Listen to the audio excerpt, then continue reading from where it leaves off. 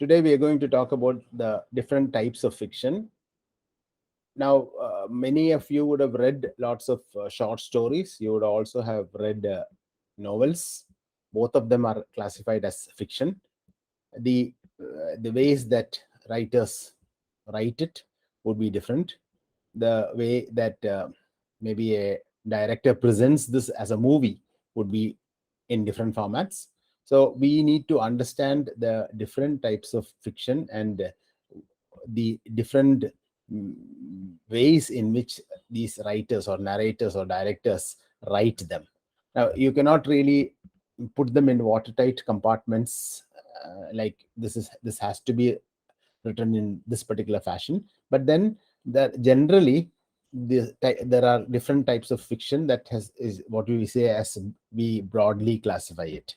So the broad classification of fiction could be as picaresque novels, epistolary novels, Gothic novels, Bildungsroman, historical, detective, anti-novel, metafiction, magic realism, and historiographic metafiction.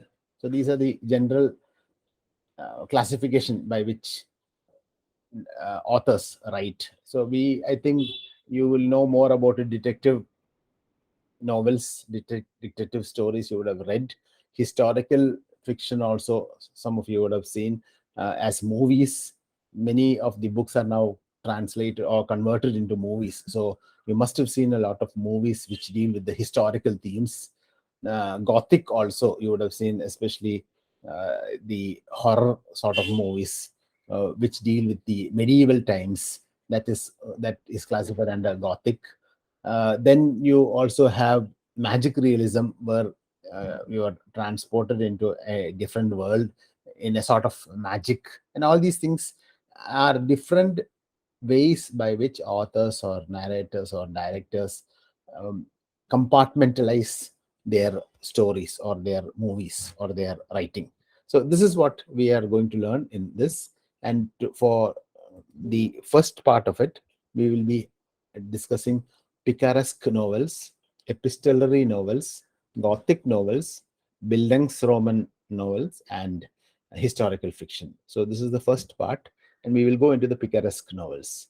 Now, these Picaresque novels were actually derived from the Spanish word picaro, meaning picaroon or knave or rogue.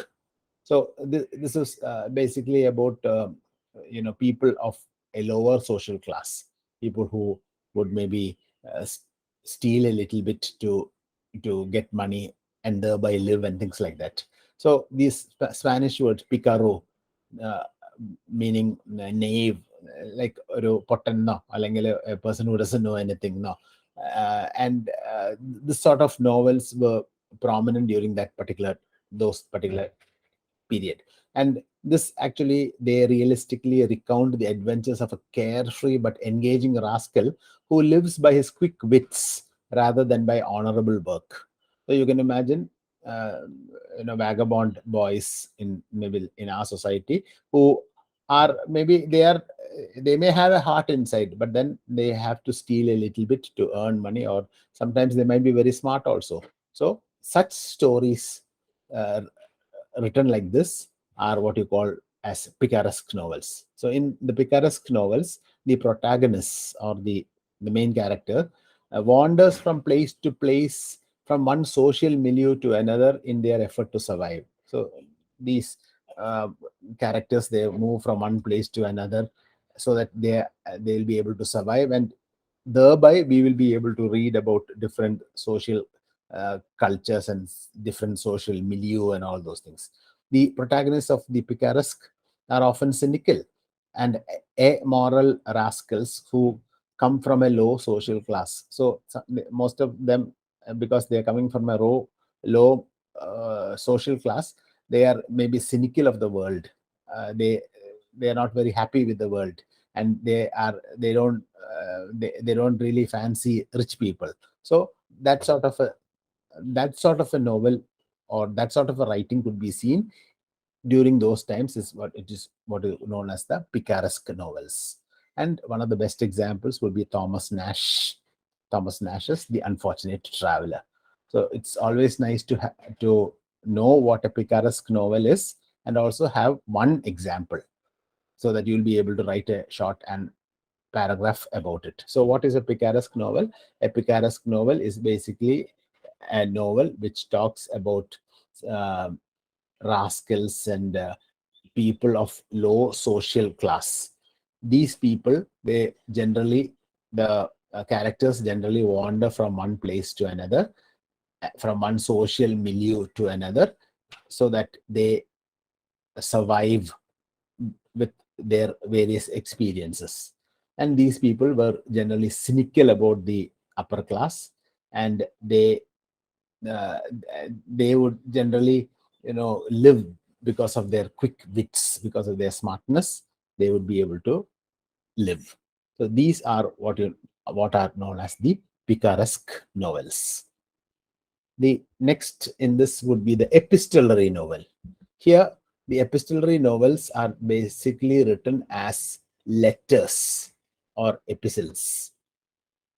So you will be reading one letter after another, thereby you will be able to understand the novel. So a novel narrated through the medium of a series of letters written by one or more characters is termed as an epistolary novel. Now here, these novels allow the protagonists or supporting characters to have their own distinct voices and individual ways of looking at the world. So they are sort of writing a letter, and through the letters, you come to understand the way they live, and the characters, and then how they form, and all those things. Here, one of the best examples would be Samuel Richardson. His novel is Pamela, or Virtue Rewarded. This is basically written as sort of letters. And through these letters, the narrator or the protagonist, they're able to tell you their story. This sort of novels written in letter form or in epistle form is known as the epistolary novels. The next in this series are Gothic novels.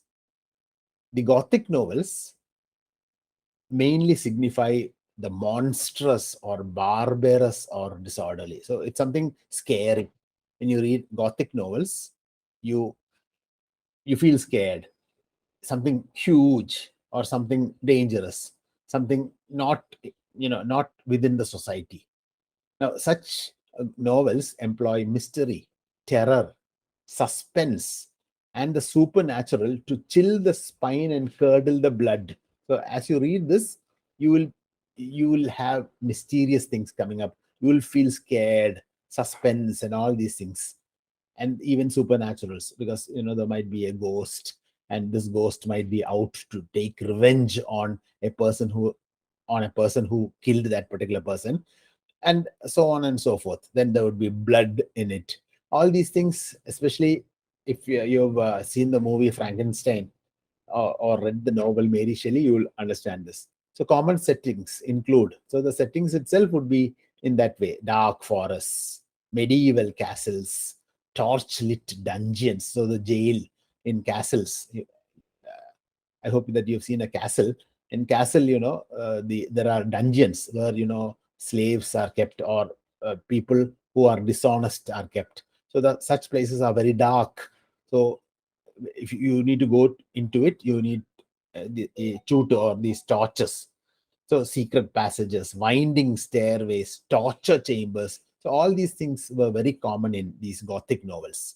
One of the most famous among these is Mary Shelley's Frankenstein. And also another one would be Jane Austen's Northanger Abbey. So here also, but one difference is that in Jane Austen's Northanger Abbey, it parodies and satirizes the Gothic novel. So Jane Austen actually wrote in such a way that Northanger Abbey is parodying these Gothic novels. So this is another type of novel that you need to look into. Another one is what you call the Bildungsroman. Now, Bildungsroman actually means, Bildung means education, and Roman Roman means novel. So education through, psychological and moral and, personal development of an individual. This is what you call a Bildungsroman. So a Bildungsroman narrates the psychological, moral, and sometimes spiritual development of an individual from childhood to maturity, to the point at which the protagonist recognizes his or her place in the world. So this fiction or this sort of writing starts with, the development of the individual from the childhood. So the story is written in such a way that you can trace the childhood, then the character becomes mature, then the character finally understands and recognizes his or her place in the world. So this sort of a novel where the character formation can be seen throughout is called a Bildungsroman novel. Bildungsroman novel. So novels belonging to this genre trace the protagonist's journey from innocence to experience and knowledge. So starting from the childhood, innocence, of course, to experience, which is the teenage, you just as you are all experiencing the world now, and knowledge. And at a time, you understand that this is how the world should be. This is what I should do in this world. Thereby, you recognize or you create a niche for yourself, or you create a space for yourself. Now this sort of writing by authors, by writers, or even by directors is called a Bildungsroman. So Bildungsroman novels usually focus on this sort of innocence to experience to maturity and knowledge. So in this journey towards self-realization, protagonists of the Bildungsroman often come up against the trials and tribulations of life and undergo a spiritual crisis. So during this time, you will find trials and tribulations. You'll find happiness. You will find sadnesses. You will find spiritual crises. And all these things happen during this life. That sort of a novel is known as a Bildungsroman novel. And a classic example is Goethe's Wilhelm Meister's Apprenticeship. The picture is given to you so that you'll easily be able to recollect this example.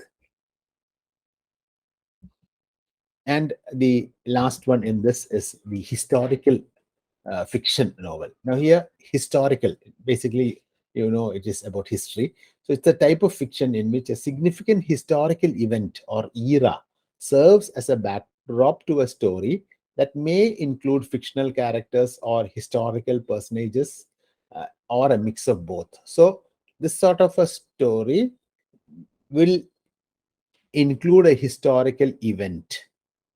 For example, let's say a movie Marakar. Naturally, it is taken from the period of the Marakar, about the Marakar family and all those things.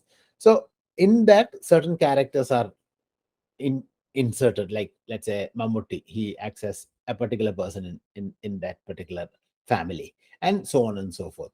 So this type of fiction in which a significant historical event or era serves as a backdrop to a story that may include a fictional character. So along with this, some fictional characters are added. This sort of a fiction is known as a historical fiction.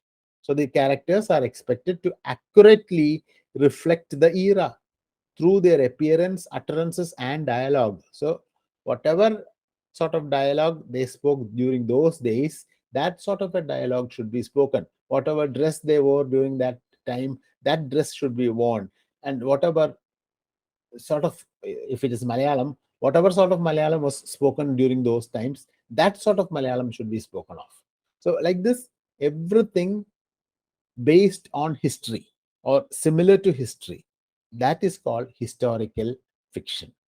And writing historical fiction demands a balance of research and creativity. So writing historical novels, historical fiction is not easy, because you have to do research. You have to even have some creativity in your mind, and thereby only you will be able to write a very good historical fiction. The historical novel, as an important fictional genre, started in the beginning of the 19th century with the pioneer works of Sir Walter Scott, Victor Hugo, Alexander Dumas, and Leo Tolstoy. So these were the people who pioneered this sort of historical novel writing.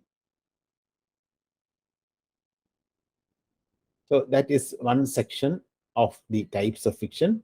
We had the Picaresque novel, the epistolary novel, the Gothic novel, the Bildungsroman novel, and the historical fiction novel. That is, Picaresque novel is basically about rascals and knaves and people who were quick-witted during those times, but generally from a lower social class.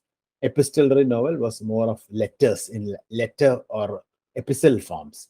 Gothic concentrated on the murderous or the mysterious or the intriguing, and Bildungsroman is basically the evolving of a person from innocence to knowledge, to maturity to knowledge.